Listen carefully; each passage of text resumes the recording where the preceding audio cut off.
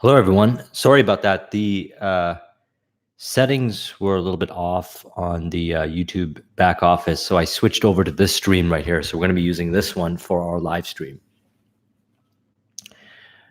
So let's wait for everybody to join as I'm trying to get everybody over from the other stream over here.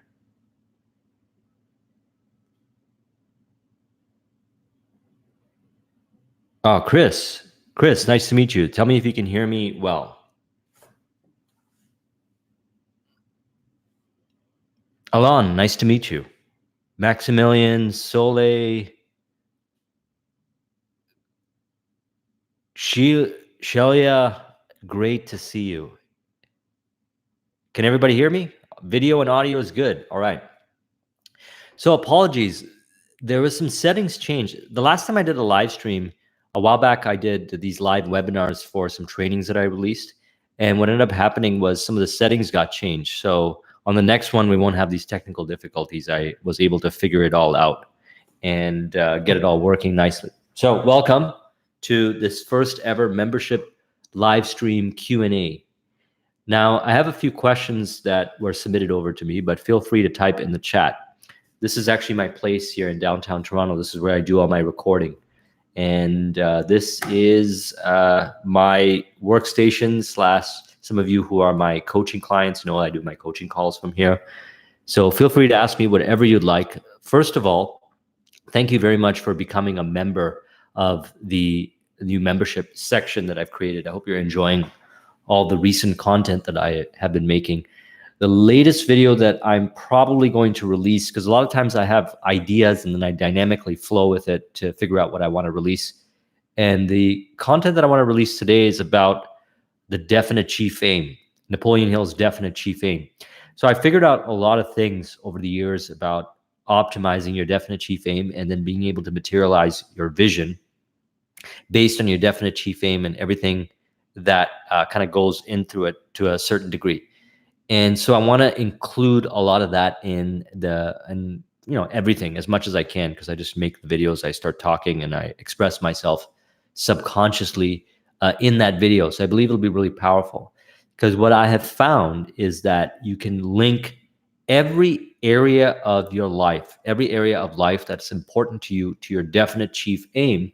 So you always experience flow. Many of you know that I'm a huge advocate for being in flow, maintaining flow state. So by linking everything in your life together and connecting it to your definite chief aim, back and forth, okay, everything relates to your definite chief aim, and your definite chief aim relates to everything else, and everything else relates to everything else. What happens is you maintain flow because you have many reasons why, you know why deeply you are emotionally vested in the why. So you're motivated, you have the burning desire towards the why of everything you do being related towards your outcome. So I want to talk a lot about that on either the video I'm going to release. I'm not going to make any promises if that's going to be the video, because sometimes I change my mind. So feel free to type in whatever question you'd like. I'm going to go back to the old chat, the old link, and just make sure that everybody has moved over. And if I see any questions there, then I'll answer them. Oh, so this is a question from Soleil. And please forgive me if I'm pronouncing your name wrong. Question is, how to distinguish the inner voice from infinite intelligence and the voice of our ego? So that is a great question. So a few differentiating factors that I have found. So number one is I'm constantly feeling myself. I have become over the years a lot more self-aware and tuned into the sensations in my body. And it's very clear to me when my conscious mind is doing too much of the expression, or I'm trying to express via the subconscious mind, via the conscious mind, which usually when I do these kind of events in the first couple of minutes, I'm conscious, I'm thinking about what to say. Then what happens eventually is I release the grip from that. I stop, having those fear of criticism or whatever.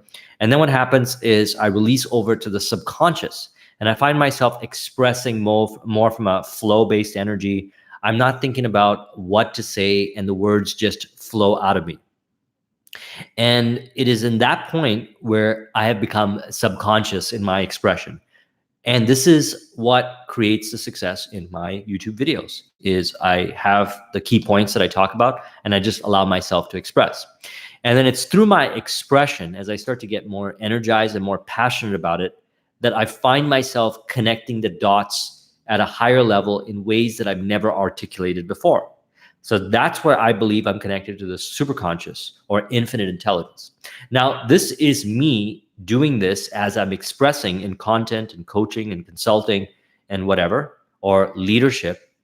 But when I'm by myself, it's the same thing that applies. So I'm sensing myself to feel if I have excessive tension. So a good way to look about doing this is to feel if you're in any of the kind of lower emotional scales. Now, this is my way of doing it. So there might be many ways of doing this.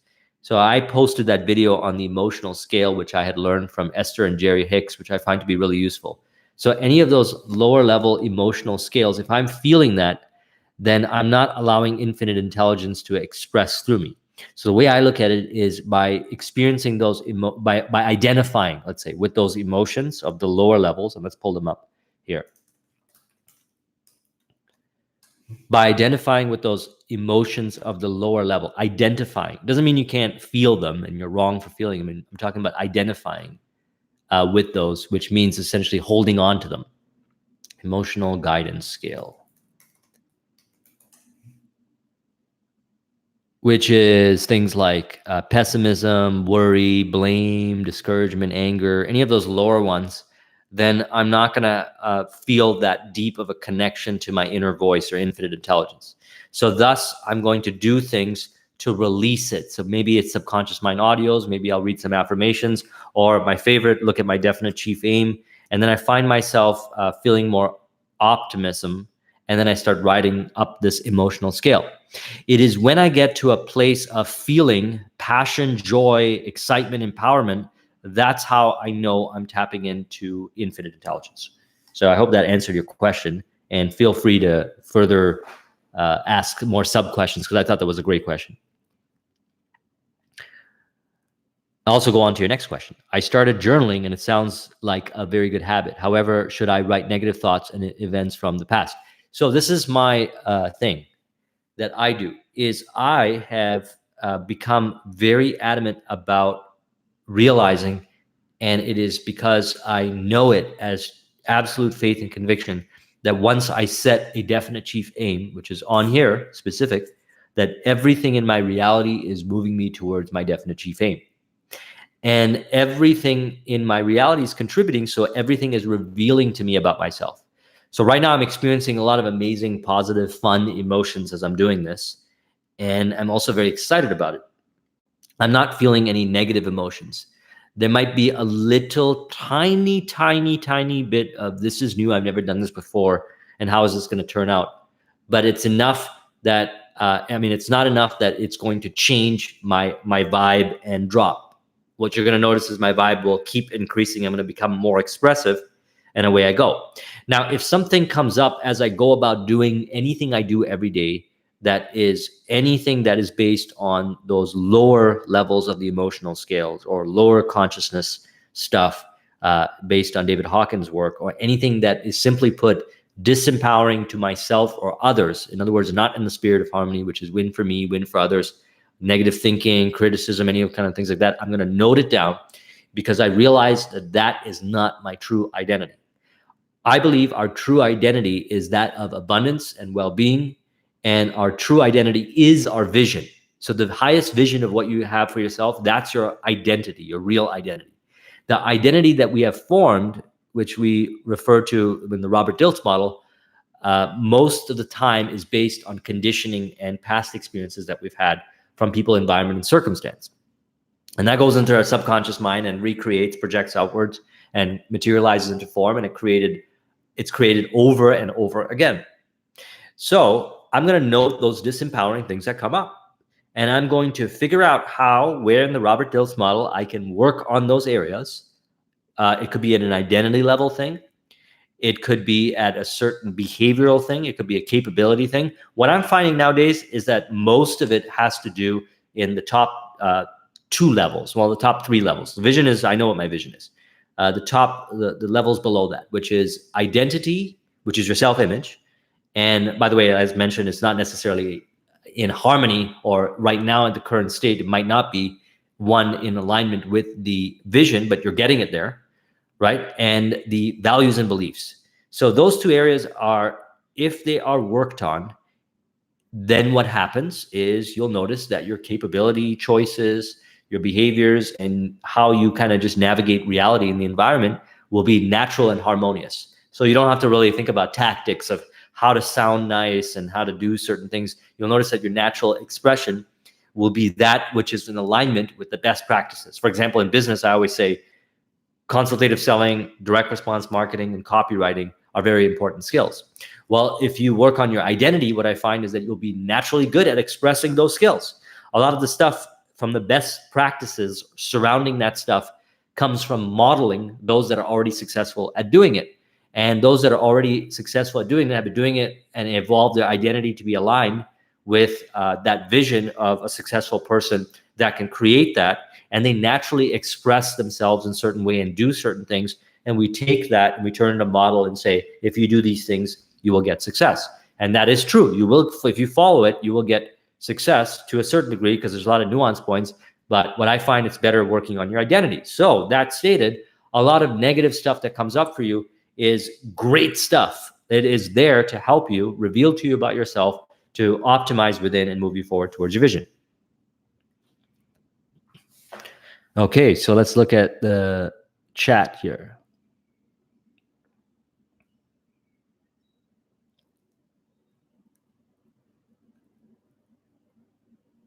Wow, Shelia. So am I saying your name right? Shelia, right? Just type yes if I am. Or type no if I'm not. You are doing a workshop on the definite chief aim. I love it.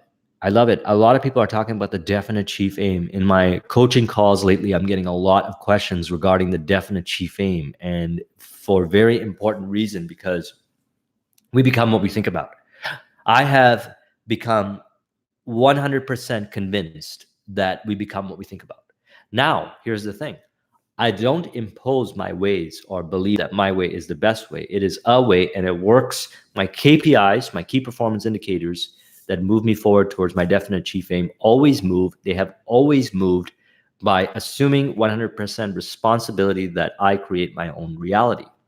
And I'm even able to find a lot of the areas where I thought I didn't have control over, or it was not because of what's within, reveal to me that it is actually from within, and I change stuff within and my external world changes. So thus, having a definite chief aim is like having a specific point where you're aiming, which is, to me, either the entirety of the vision of who a person is, or an aspect leading you to it. Now, what do I mean by that? Well, I got involved with this journey, and we're in downtown Toronto, so you might hear some fire trucks and things like that. So I got involved with this journey through this book here, Think and Grow Rich. And this is the original manuscript version. This is not the original book that I had, but this is my current copy that I keep. And my purpose was to just make money. I wanted to get out of $50,000 debt. I did not like being in $50,000 debt. And that was the reason. So that was my definite chief aim. I got the book, started following the principles. It ingrained itself in my subconscious mind, and I started behaving different. I changed as a person. And then I had another definite chief aim, and another one, and another one, and another one. And what I find is there's a definite chief aim when you start out of this journey that is unique to you, and it's specific to you. And when you honor it and you create that success, or you achieve the definite chief aim, your vision becomes more apparent. So I have, one of my favorite sayings is, actions create clarity. Well, for each success that you acquire in the spirit of harmony, by following the principles in this book, by keeping in alignment with the conscious, subconscious, superconscious, when I say spirit of harmony, win for me, win for those that I deal with, and win for divine or evolution, the more your vision becomes revealed to you, because I believe your vision was hidden by fears, doubts, and indecisions based programming that we have assumed in our identity, which is not our true identity. See, our identity does not include those things. Now, I have some views on this that are very strong. For example, when you look at some fears being wired into our neurology, that is true. You know, fear, like certain kind of fear of rejection and stuff, because for many, many thousands of years, we lived in tribes, and you would approach another tribe, they would kill you unless, you know, you approach them the right way or whatever. So we have this fear within us. It's wired into us. However, for most places that we live in this world, that fear does not serve us. It actually holds us back. We have a fear of rejection. We have a fear of criticism because of it. We're in the process right now, as consciousness rises up, to release those, because we don't need them anymore. So I find, for me personally, I can keep releasing all these fears, and all the fears are here in the high level category form here in Think and Grow Rich. And by the way, I'm having a lot of fun doing this. I know we started late, so I'm on a roll, and I'll go on till we get to a certain point, because I like doing this, and I can already tell this is going to be a lot of fun as we do this every month, and maybe even multiple times a month. But you've got the fears here, right? You've got the 6 ghosts of fear: fear of poverty, criticism, ill health, loss of love, old age, and death. Those show up to stand in the way of achieving the definite chief aim. That's it. That's what I found. Just about any negative programming that you can identify, you can categorize into one of these. And that's actually a great exercise. You could say, that comes from a fear of ill health. That comes from a fear of old age. All these kinds of things are stories. And what they do is they prevent us from tapping into our subconscious abilities that we already have, and the superconscious mind. Because I believe the superconscious knows more than we know subconsciously, and we have access to it. And by cleansing out these fears, we can materialize or achieve our definite chief aim. And the journey is as enjoyable as the destination. That's why I made that video on the burning desire and the definite chief aim, because they're both important. The burning desire and not the definite chief aim, burning desire and detachment from outcome. All right. So I'm really happy that you're doing this workshop. Sheila, am I saying it right now? Sheila?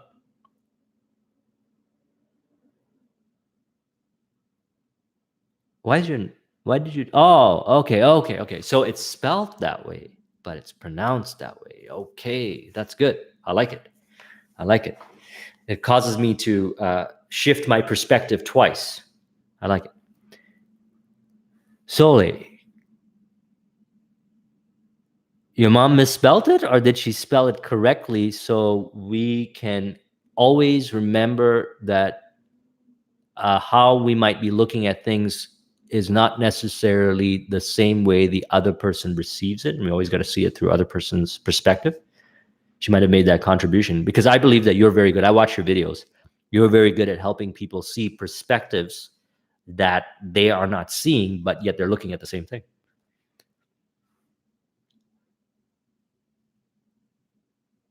Sole, I invite a lot of people to listen to The Strangest Secret, men and women, but they don't have the time to listen to it. How can I invite more people to? So one of my things is this. I have learned that I am not here to force people to do anything. In fact, I'm a huge fan of power versus force. I attract the people that want to hear this information. You are here because you want to hear this information. I put out my videos on my YouTube channel, and those that want to hear my information watch my videos, like, subscribe, email me, want me to coach them, whatever.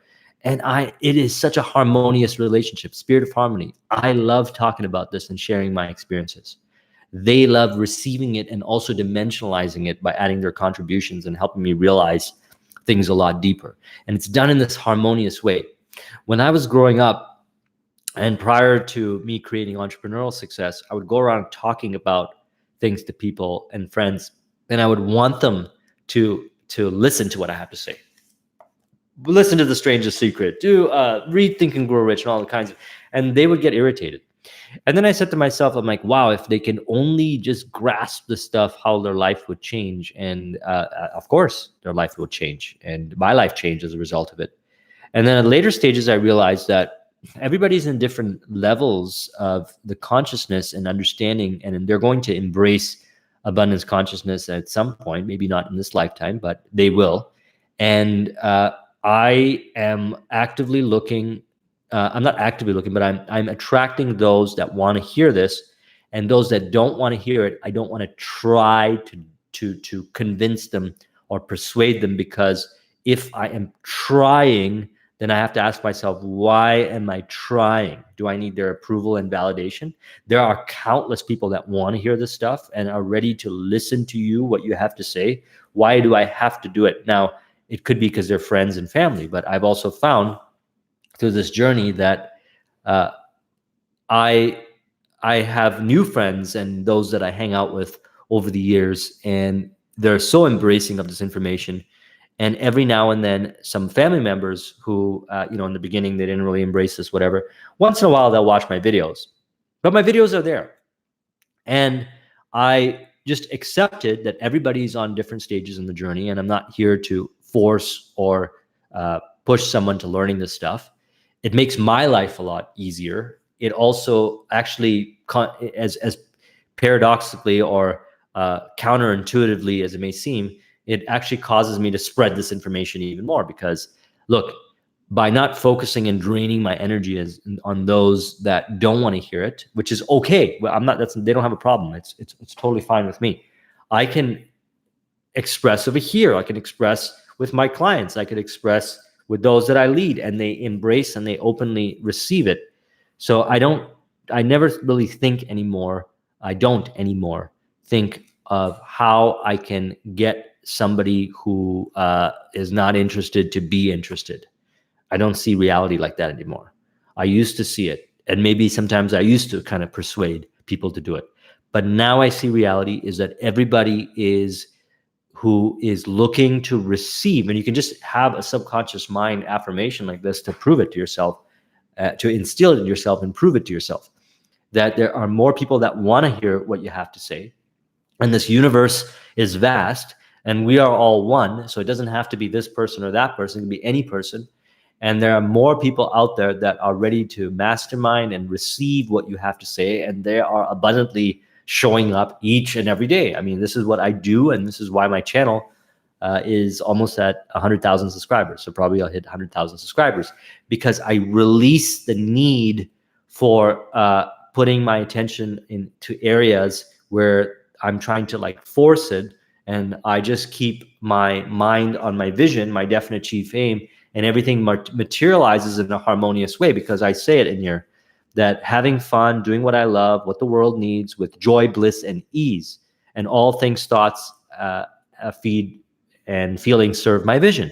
And it materializes and it becomes so. So that is what I have to say about that. Even me being a huge advocate of copywriting, direct response marketing, and consultative selling, which may sound about like, how do you get somebody and persuade?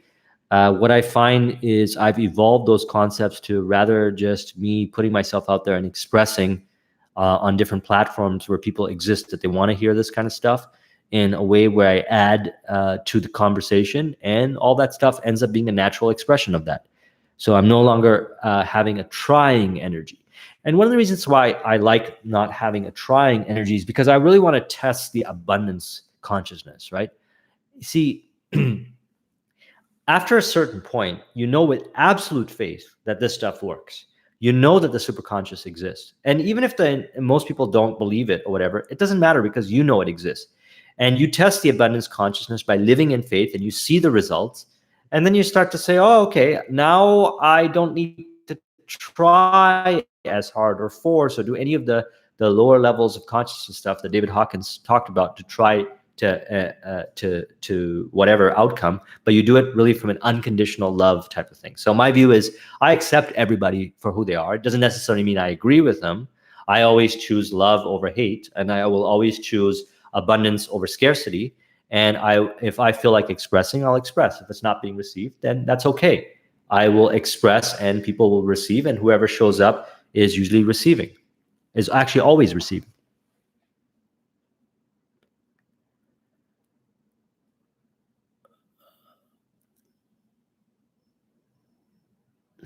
Oh, so Chris, I am being paralyzed by not doing all the steps in Think and Grow Rich perfectly. How can I follow it properly, step by step? Well, I'll be lying to you if I said that I follow all of these steps to the T. See, you don't have to. What you have to do is just take action on something. I believe that having a definite chief aim is the starting point. And then from there, practice subconscious mind auto-suggestions. So auto-suggestions, and then you can flip through the book, and just about everything in here is golden nuggets. Now, here's my way of doing it. When I first started doing this, and I can't even remember exactly what I did, but I have my definite chief aim always on the card. And some way, somehow, it ends up being brought forth. Some ways I know how to do it, and some ways infinite intelligence. I mean, during that time, I attracted opportunities where I am getting all this overtime, and it just kind of showed up out of nowhere. So some things are pretty mystical how it happens. Then I just start to ensure that I integrate the principles a little bit more, a little bit more, a little bit more. So I want to share something with you. I have a definite chief aim, no doubt. I keep talking about it. I recommend everyone have a definite chief aim. Now, I have a number-based, financial number-based definite chief aim. And the reason why I picked a number is because the number to me means a lot of things. I learned from Earl Nightingale's strangest secret that money is a yardstick to measure your progress. And I believe that money is earned by creating products and services that are needed and useful. I believe that by serving others, I can create whatever money level I want, because the more value I create, the more you put out, the more it comes back to you in whatever form that you want. If you first believe that to be so with firm conviction, then you have abundance consciousness. If you do not believe that to be so, then I recommend auto-suggestions till you believe that with absolute faith, because that's the way it works. Because as you believe, so it shall be done unto you. What I'm saying is I provide valuable services, products that are needed and useful, and I get paid to do it, and it materializes, the world reflects accordingly, because as you believe, so it shall be done unto you. Now, the next thing I do is I say every area of my life is related towards this definite chief aim. So I take an inventory of all the important areas of my life: relationships, health, fitness, a lot of things, and I find out how they're all related towards it. And I set key performance indicators, so KPIs. So in the business, you can set numbers like, financial numbers or subscriber count if you got a YouTube channel, or email list, or how many sales you get, or whatever. On your health and fitness, you can set a body weight, or how many your macronutrients, or your exercise logs. See, everything in your life, you can set KPIs. And some of the things where you're unable to set numbers on, what you could do is you can set a little bit more of abstract type of goals, but they're still digestible. Like, for example, I might say, okay, I want to have a mastermind, for example. That's a good one. Now, you create a list of the qualities of the kind of people you want in the mastermind. And that is also part of the Think and Grow Rich philosophy, the mastermind principle. And what you do is you say, okay, what I'm going to do is I'm going to have the mastermind done, and I'm going to have a pure, exact mastermind the way I want by the end of this month. Right away, you're going to get ideas of how to get that mastermind together. You might have a hunch and inspiration to message someone on Facebook. You might get a hunch and inspiration to join some mastermind program. Those hunches and inspirations will come to you. And during that journey, see, you've got the definite chief aim and all these kind of sub things. You don't have to be very intense about it, because it took me a long time to understand it to this level. But all those sub things, you refer to the book dynamically. Okay, what can help you move forward? Like, for example, if you're stuck on one of the areas, let's say you're stuck on self-confidence. Well, in here is the self-confidence formula. You can implement the self-confidence formula and then watch your results increase, watch the KPIs increase.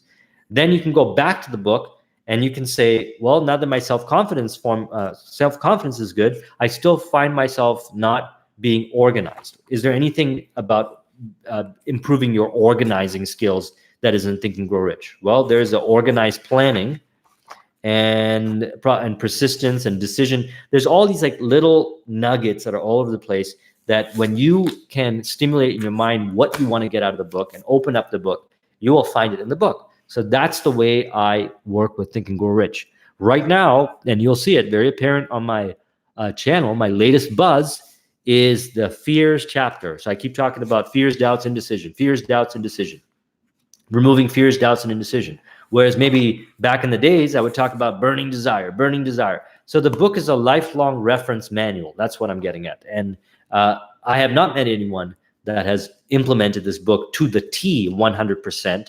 And even if that person does, and Bob Proctor has been reading it for like, I don't know, like 50, 60 years or something like that, you can always come back to the book and learn more on it. Okay, so that's my view on that. Yes, get the physical book because this is the only physical book I own. Everything else is all Kindle and whatever. I borrow books or we trade books, whatever. But I am a minimalist. But this book is is the only book that I keep because it's the one that every time I work with it, I get my KPIs increase. I hit my definite chief aim and then create another one, and it keeps increasing and increasing and increasing.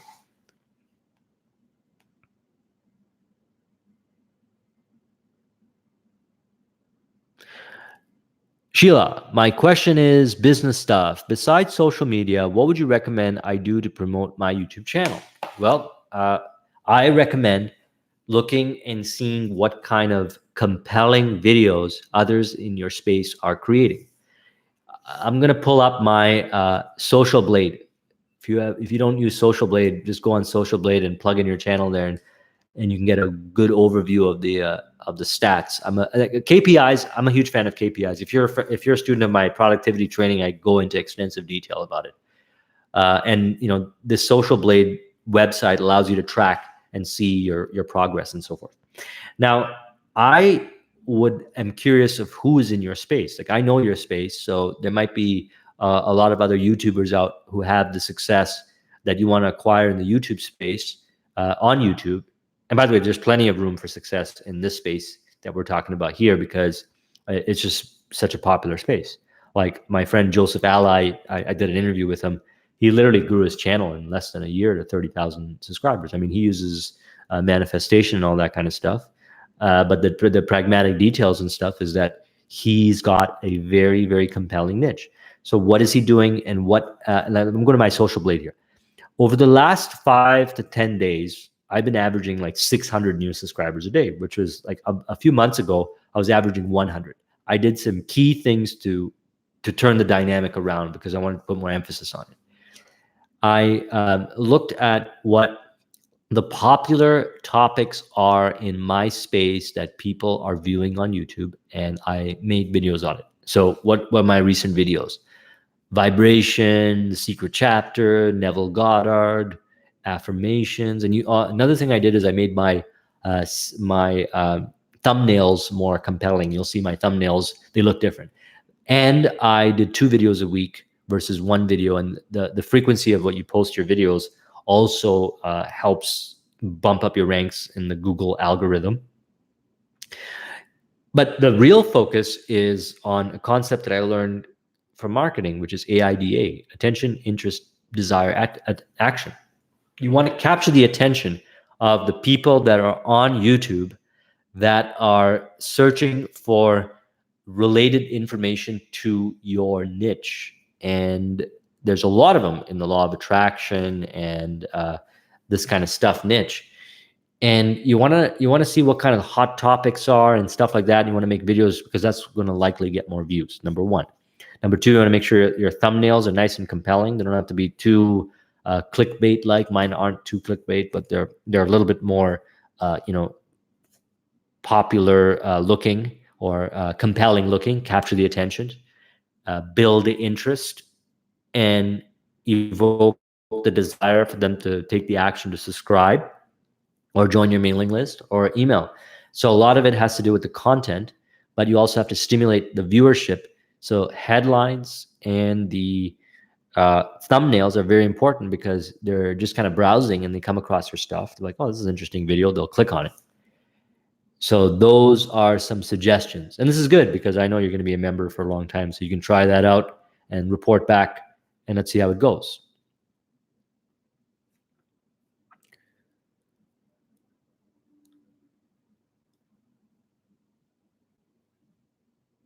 Oh, so you actually told that story, the Garden of Eden, forbidden fruit. You know, I love looking at. I posted this other quote on my Instagram. So some of you might know I have an Instagram account, and I post on there inspirational quotes that I get just going about during the day, doing what I do, and I share it on there. And I love it because it keeps my mind stimulated. It helps me create new content, and I also have a place where I can share. It's really good. And one of the quotes that I put there a few days ago, which is kind of like the biblical stuff, is "Let there be light." I said it's a three-part equation. Let is the intent, there be is the universal mind that knows how to bring forth the intent, and light is the manifestation of the intent. There be is a utilization of the superconscious mind to bring forth the manifestation of it.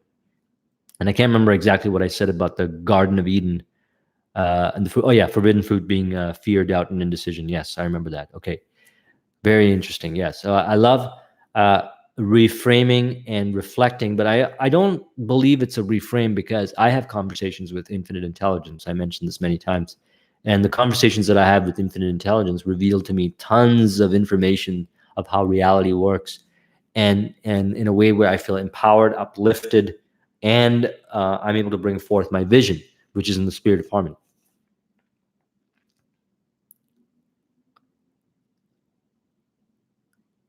For definite goals, is it really hard to plan even for 2 to 3 years? How do you plan for?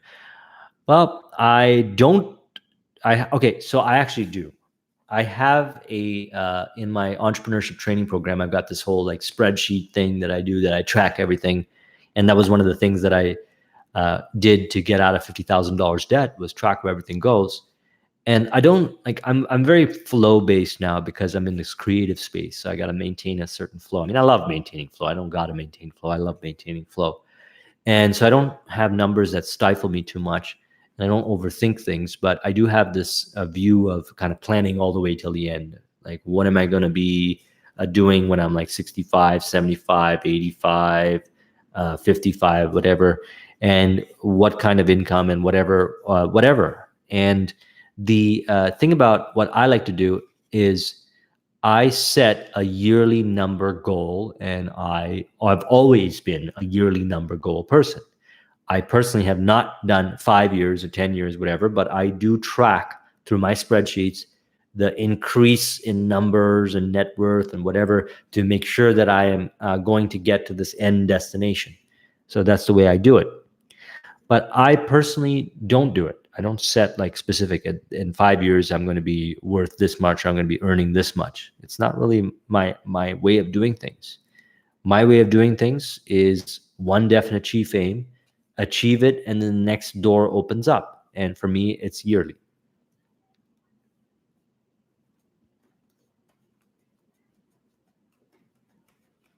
But what you can do is perhaps you have a project that's 3 years or 5 years long. You can break it down and say, I'm going to achieve X over here, Y over here, and Z over here. I guess I could see myself doing it. A lot of what I do, I mean, I got to share this with everybody. I have one of my major priorities is I got to enjoy life. Like, I have a lot of fun with what I do. I have so much fun.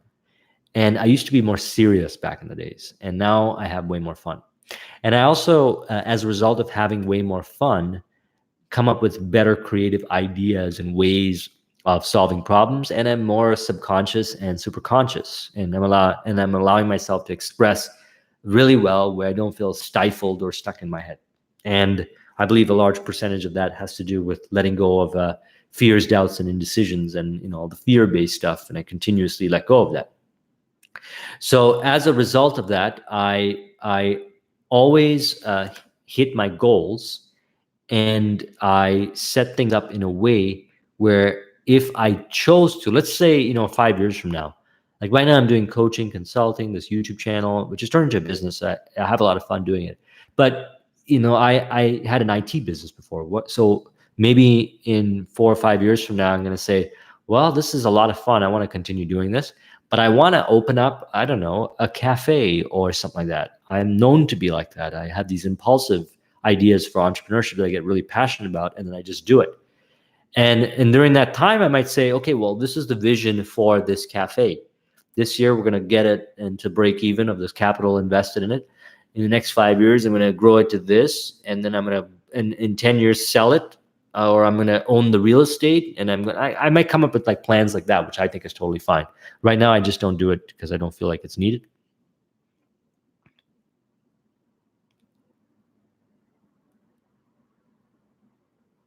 Okay, let's see.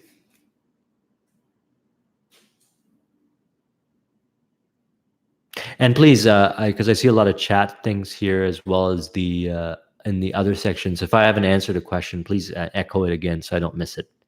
My apologies.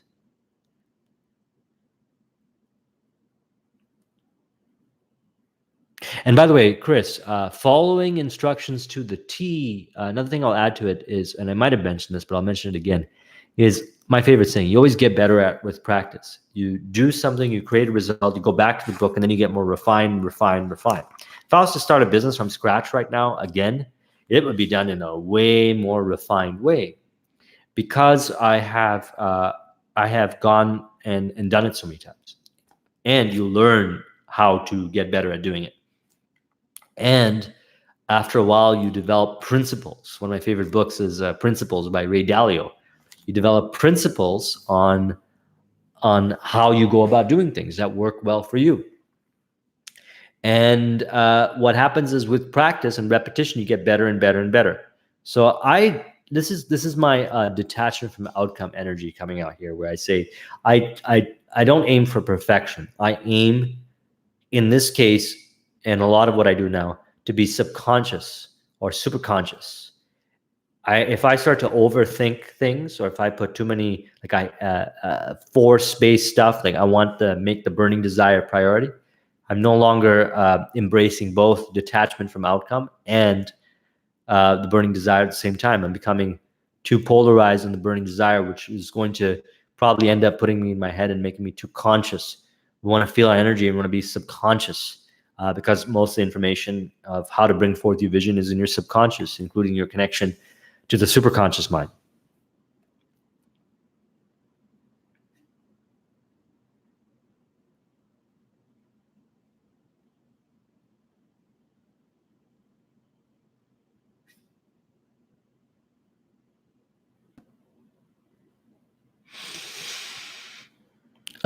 Your aim is an overall number for life. Nope, it is a number. Apologies. It is a number for a specific business number that is all encompassing for all the areas of my life. And then when achieved, another number may show up, or something else might show up. This became an experiment that I was doing. I've always hit my number business goals, always. And I said to myself, mainly for my coaching and consulting, because I saw a lot of issues in the whole goal setting and pragmaticness and manifesting and all kinds of stuff. So I said, can a person be in complete harmony with everything by linking it towards one definite chief aim that is quantifiable and measurable? And so I challenged myself to put this number down, and this number is a daily number. So hitting this daily number in sales. And I got to do it in a certain criteria. So I can hit this number very easily, but I set a criteria. The criteria is to be harmonious in all the areas of my life. And they include my relationships, my friendships, personal life, family life, spirituality, health, fitness, quality of life, a lot of different things. List goes on. And the goal is to be hit while honoring all those things. So I believe there's this misconception that says that you've got to, like, in order to hit like a high level of success, you've got to like kill yourself doing it or something like that. That's one way of doing it. There's many ways of doing it. And I've proven that equation wrong many times, that you could live a very well-rounded, holistic life that moves everything forward. So like everything is moving forward. All the important areas of your life are being nurtured, cared for, and none of them are being neglected, and they're all moving forward. So what happens is, the journey for me is as important as the destination. I don't have a preference as to what is better. I like both. I embrace both. And so this number is something that I move towards but there are different KPIs in different areas of my life where I measure to make sure I'm making progress in those areas, including my relationship. Like I can measure, for example, and I've correlated this. If I am harmonious in other areas of my life, I'll actually be better in my videos, which is one of the key performance indicators to move that channel forward. So yes, it's a number goal. And a lot of people said, well, you cannot base it on a number. I don't like the word can't personally. I want everything for me in my life to be harmonious as possible and then relatable to everything else. So it's kind of like a big mesh of everything, like all is included in it. And then what ends up happening as a result of doing that is I achieve the number goal, and all these areas of my life get better and hit all their sub goals as well. So it's like this one goal allows you to achieve all the sub goals or the other goals. And by the way, it's not to say that the sub goal is more important or less important than the main goal. This is just the number one measurable. So I hope that makes sense. And my overall vision for life is not this. My overall vision for my life, I'll share with you, is to continue to spread the knowledge and wisdom of building conscious entrepreneurial businesses that are designed to be in the spirit of harmony, the way I believe the world of business was intended to be.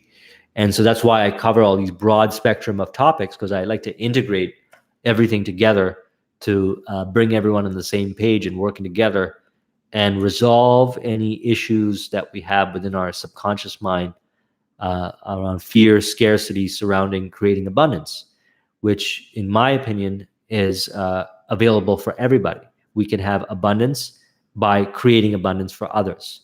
So my purpose is to create this information, spread this information, create entrepreneurs, have more and more people working together in the spirit of harmony. I mean, that's my grand scheme abstract vision. When, by the way, this number is related to it, because as these numbers materialize, all the other initiatives move forward. I mean, this is the reason why you're getting more content. This is the reason why I am making this membership site. This is a reason why I upped from 1 video to 2 videos a week. This is the reason why I'm increasing the quality of my videos.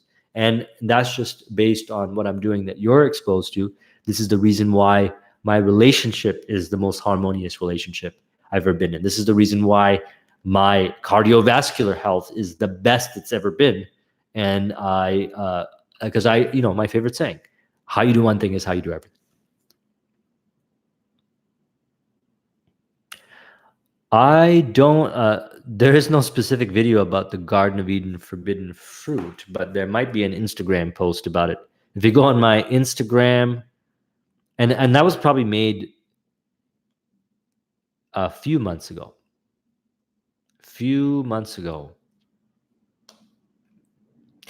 The beautiful thing about expressing, and that's what I do with these posts.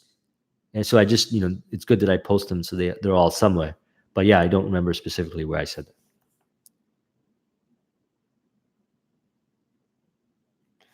Now, there was a comment from someone that couldn't make this session. I'm going to read it. And they had a question.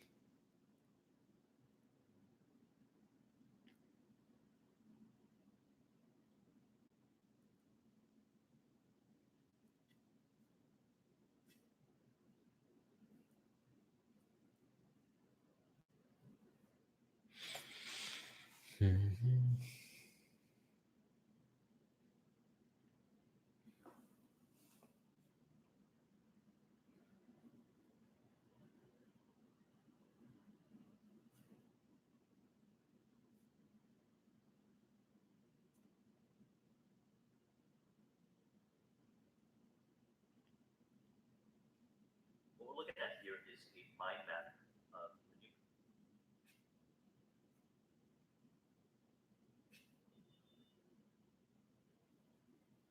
So the question was from Samir. He says, I've heard that it's a good idea to try to remember your dreams by writing them down after you wake up, because it can give you insights into the subconscious mind, spark brilliant ideas, and reveal fears and insecurities. What do you think about it? Curious to get your thoughts on it. That is a great question. I had a very, very interesting experience that I want to share with everybody to answer that.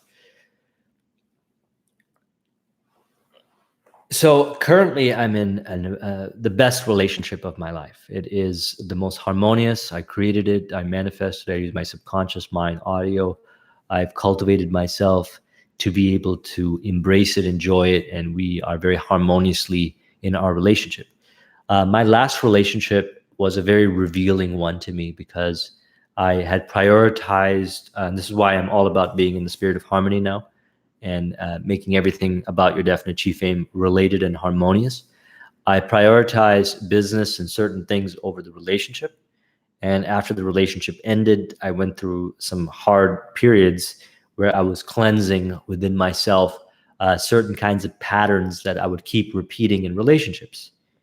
And I released my subconscious work on myself, timeline regression, a whole bunch of things, and brought myself to a place where I discovered that book, How to Be Your Own Best Friend. And then after reading that book and implementing that book, I became my own best friend, and I found completion within, which I call the lovers within, which is the relationship between the conscious mind, the subconscious mind, and the superconscious mind. I also embraced and have a better relationship with the energies within and so forth. And that was expressed outwards to the current relationship that I have. And every now and then I used to feel certain kinds of like kind of shame or some sadness towards my ex. I mean, it wasn't like anything bad. I just did not give as much attention as I would have liked to have given in a way that would have been, how I am right now in my current relationship, where I look at everything as harmonious and I'm present. I'm very present. And so what happened was, I had a couple dreams show up. This was like a few months ago. One dream where she was in my dream, and then there was this like big sadness. Like it was so sad. And I even woke up feeling sad, like really sad. And I remember feeling to myself, I'm like, what is this? I was like, whoa, this is such a sad feeling. I've never felt this sad than I can remember. Have I felt that way? And what I believe has happened is that I released some emotion subconsciously. So as much as I do a lot of work to release, I also believe the subconscious is on my mind, is on my side, helping me release.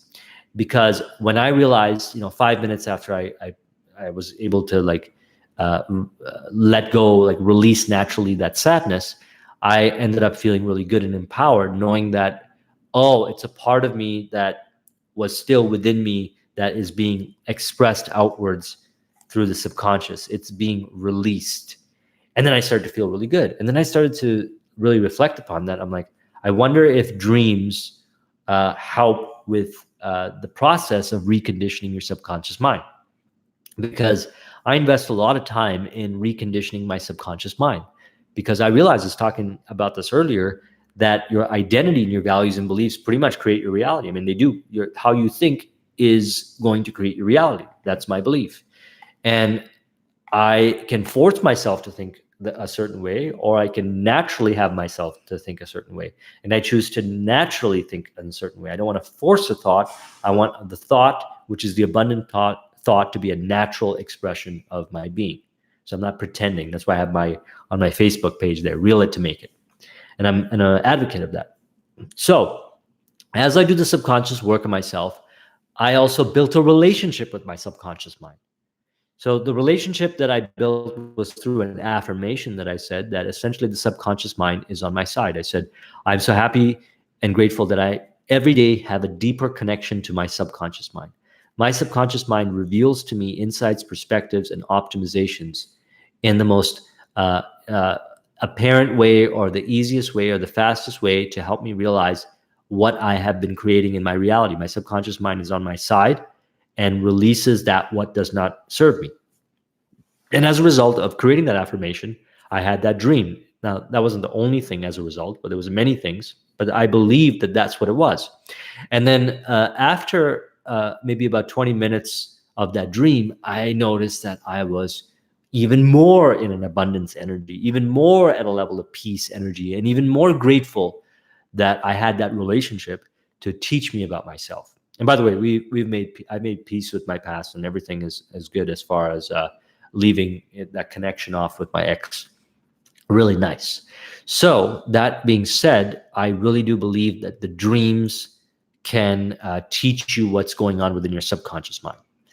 Another story I want to share about dreams is something interesting happened. Last year, so I don't get nightmares anymore. I never get nightmares. And whenever there's a nightmare or something that appears to be a nightmare, I'm able to turn it into a joke in my dream. It's actually quite funny. And so what I mean by that?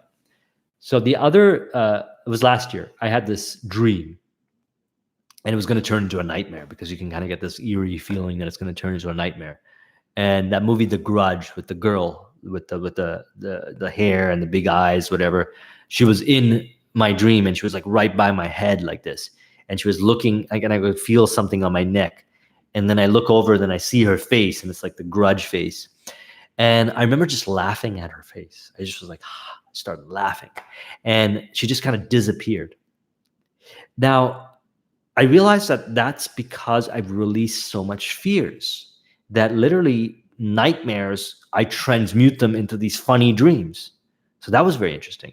And just to go to show you how far you can take this releasing of fears concept through subconscious mind programming, I was we were sitting down, my girlfriend and I were sitting down at a park last week, and there was this like couple bees that were flying near my leg, and they were kind of hovering around, and they were sitting on my leg and stuff like that. And back in the days, I would be like, oh, it's a bee. And I'd like, just try to shake it off or whatever. But this time I was just kind of like there. I was like, oh yeah, there is a bee there. Oh, and I was just so calm about it. And it did not even trigger any type of fears in me. So that was very interesting. That's a little dimension to your question. But yeah, I really do believe that dreams can reveal what's within our subconscious.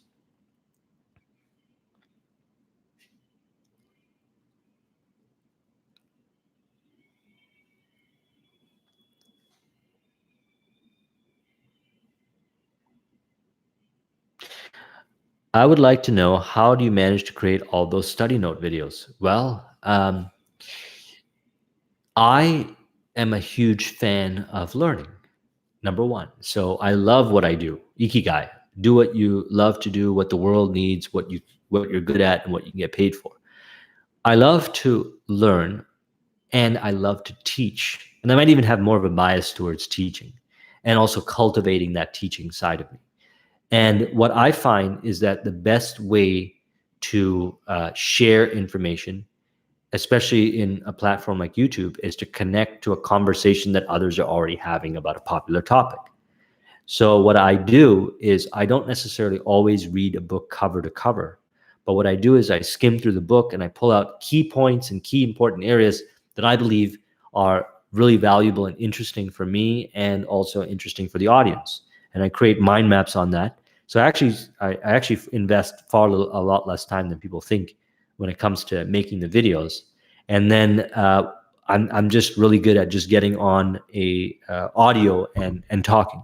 So for example, doing these live streams, I have to pay attention to how I look, and my body language and stuff adds a little dimension. But when there's the mind map, I can just focus on my voice, and I can adjust, and I can allow myself to go subconscious just through repetition of doing it. So it doesn't actually take a lot of time to do these kinds of things, because the perspective is that I am looking to get the main information out of the books to share with others, to add to the conversation, stuff that I'm really passionate about, that I can dimensionalize with experience and cross-reference to other information. So it doesn't really take that much time. And a lot of the insights that I get to discuss from the perspective of the books are gathered towards everything I do every day. So I'm coaching, I'm consulting, I'm doing different business things, I'm working on personal development, I'm working on myself. I look at everything as life as harmonious, everything's a definite chief aim, relation, and all these kinds of things. Gives you tons of insightful data, which then you can say, I wonder if there's a great book about that. And then you can go read that book, and you can dimensionalize it from your experience. So I'm able to do that very easily. How can I summarize a book in my own language to help my friends? I mean, if you're a student of my mind map training program, I really recommend it, because that's essentially how it's about 13 hours worth of content on all the main pieces that I pull out from a book. But I want to share with you something very important. There's a concept called the format learning model. And essentially it's why, what, how, what if. It's a quadrant. And if you want to be able to teach somebody something really well, concise in a way that they understand, you want to include elements from each of these 4 quadrants. Why, as in why is it important? How does it, why, what's the reason why they should be listening to it? How does it a benefit of for them? Because if it's of interest to them or it's related to what they're interested in, they're more likely to listen. And then what is the theoretical breakdown of how it works? How to apply it is the how. And where else can it apply? If you can create a little talk like that, a little video like that, you are complete in those areas. And keep it in consideration too that some people have a bias towards one area versus the other. Like they might prefer to know more of the how. So you got to really understand them, and you get better at it with practice by doing it more often. You'll learn who's a how learner, or who's a why learner, who is a what learner, or what if learner, and you'll know how to communicate appropriately. But the format learning model is a great model to help you with that. Will you say a bit about your interest in Louise Hay? I've noticed you are into her work lately. I agree with her full that a lot of our issues, and probably all our issues, stem from our inability to love and accept ourselves. Because the outer world is a reflection of the inner world, then love starts from within. And love from within starts from loving yourself. And we learn all kinds of information, or we have all these experiences in life that cause us to not love and accept ourselves, but rather to shame ourselves and hate ourselves, that are fear-based information. And so her work fascinates me a lot because she focuses on that core. And as a result of working on that in myself, it has helped me in so many areas in my life. So that's why I mention her a lot, because her work on self-love, I believe, is something that everybody needs to embrace, because I believe a lot of problems, probably even every problem in the world, comes from a person not loving themselves enough. And then, reflecting it outwards automatically with others. Because as a result of deepening my self-love and self-acceptance, I automatically have deeper love and appreciation for others.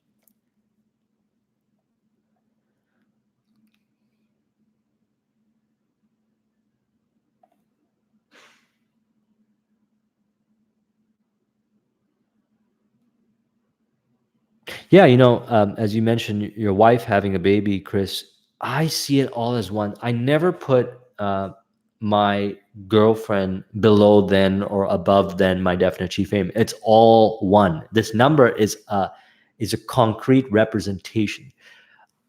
See, this is, I think, the essence of my teaching that probably goes beyond what others teach in this, is that all is one, and you can relate it to a number, and you can make it holistic if you just challenge yourself to see what the connects are and find the connects.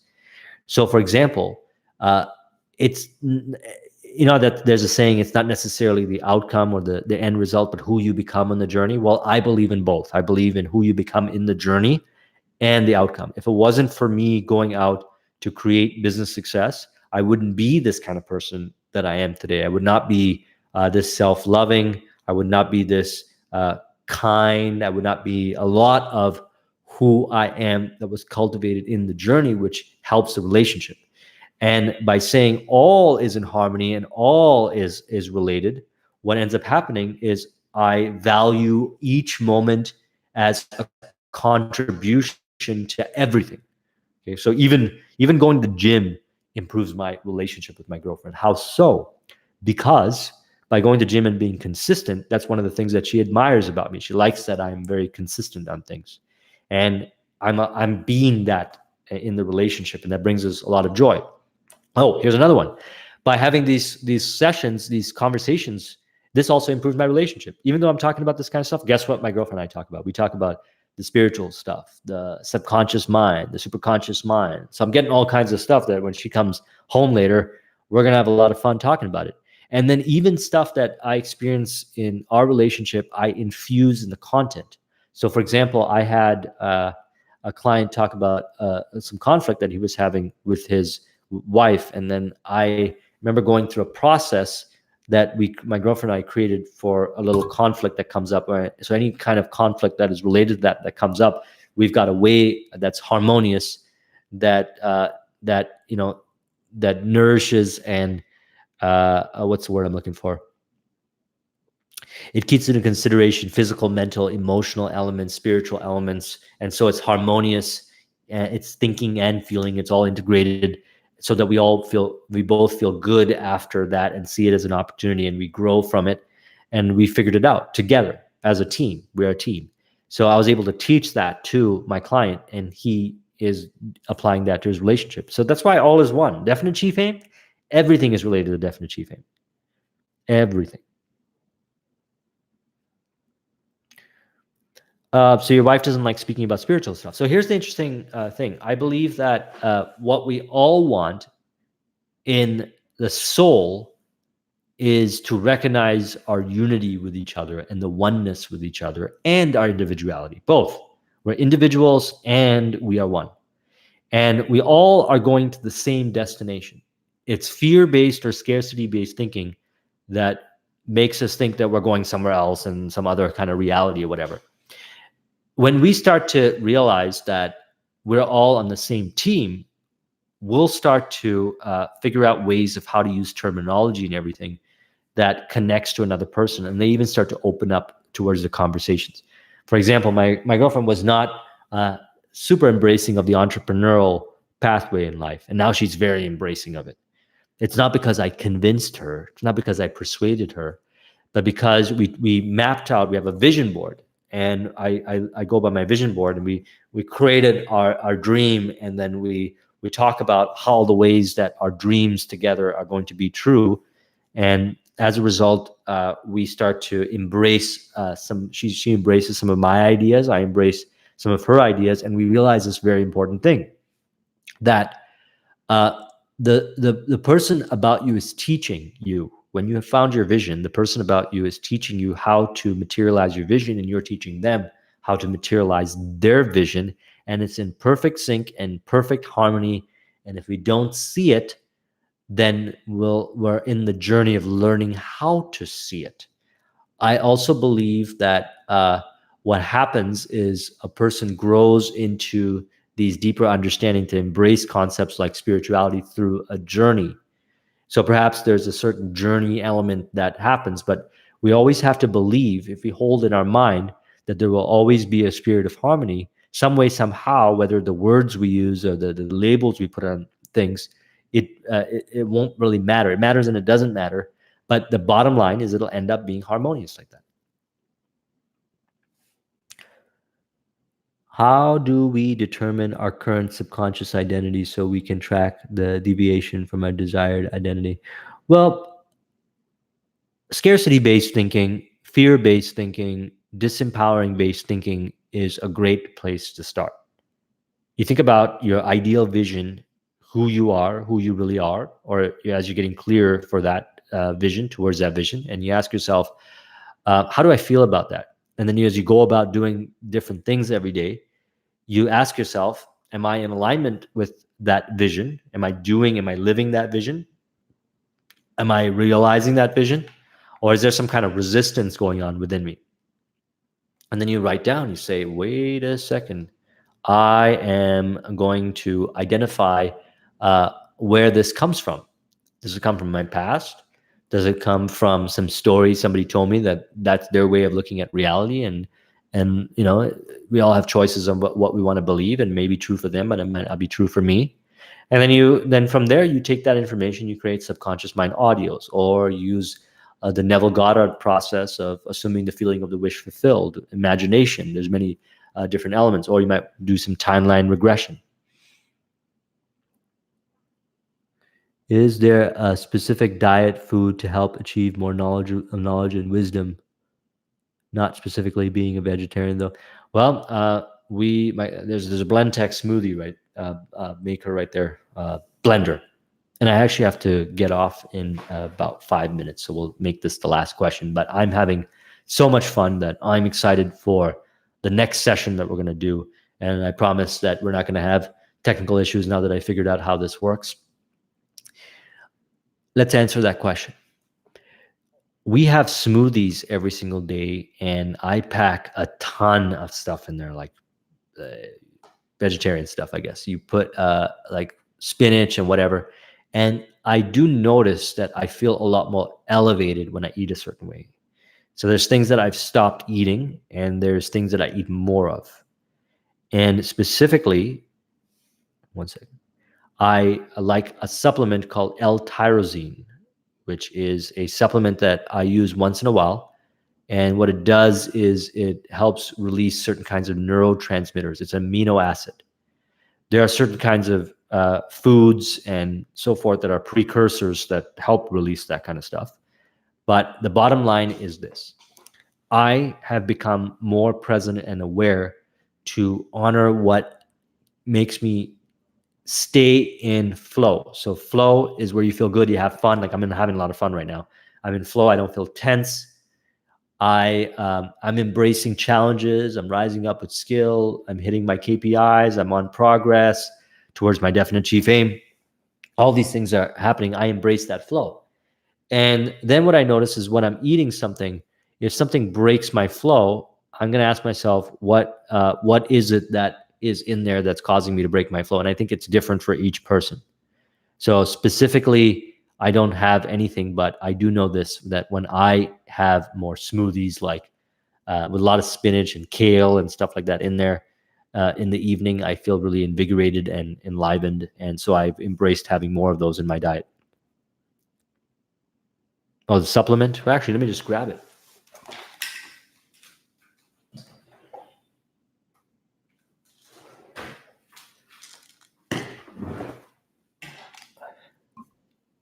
There it is right here, L-tyrosine. It says neurotransmitter support. The thing about this is you can't have it every day because you don't notice the effect. So I have it once in a while. I will usually do that if I do a live event or maybe if I do a video recording. And I have noticed that it has an impact on my ability to form connects really fast in my brain. And I used to do this thing a while back where I used to take it and then I would go into really intense study, or I would do things like public speaking. And obviously I would acquire a new skill, and that skill would be a lasting skill. So supplement, it's just an amino acid. So it's all natural. It's not like some kind of drug or anything like that. It's an amino acid. So that's one thing that'll help me. Okay, so thank you everybody for joining us. I apologize again that we had to switch over, but it looks like everything ended up being very harmonious. And Maximilian, I'm just scrolling up to the questions here. I want to answer. Is there a specific time of day was best to listen to affirmations? Well, a state akin to sleep. When I listen to my affirmations, I usually take naps. So the state before you fall asleep is the state that you find sometimes that the audios, like you just don't hear them anymore, or you'll start kind of half dreaming about them. That's how I know it's going into my subconscious mind. That's how I know it makes a difference, because I'll notice my behaviors and my thoughts and my feelings are different. So that would be also when you're in, I think it's alpha and theta and delta states of mind. You don't want to be in beta state, which is the highly awakened, aroused state. And more so, you want to be in theta and delta, which is state akin to sleep, almost at sleep. And, Neville Goddard talks about this. I like it. So at the end of the night would be good as well before you go to sleep. Just put them on and fall asleep to them, and then you'll just wake up and turn them off. That's what will end up happening. That's how I like to do it. And yes, that's and another thing I do is, besides having my definite chief aim that I constantly refer to, I have a list of morning affirmations that are not recorded, but I read them in the morning, right when I wake up. So right when I wake up, and I've been doing it for years, and all my dreams have materialized. Some have taken longer than others, but that's the journey. I like the journey and the destination. So my process is definite chief aim, written down, always have one till it's materialized, go on to the next, have my morning affirmations for the key areas that are more nuanced, specific areas related to my definite chief aim. Things that come up that I note throughout the day, awareness, get put into my subconscious mind audios and played over and over again in a state akin to sleep. So thank you very much, everyone, for joining us. And contributing to this wonderful live stream. I have so much fun, and I'm excited to have the next one. Perhaps I'll do a form with pre-submitted questions. And I have not even announced this, membership to the channel or my email list. So we're going to have even more participation over the next on the next call, which will be next month. Or maybe I might decide, this is very freestyle and dynamic, I change my mind often, obviously to the benefit of you, but on the next session, it'll be available offline. Yes, you can listen to it probably in an hour or so. All right, bye everyone, and see you on the next one. And feel free to leave comments, whatever. I'm here to support you in this membership site. So whatever you need, just let me know. Thank you.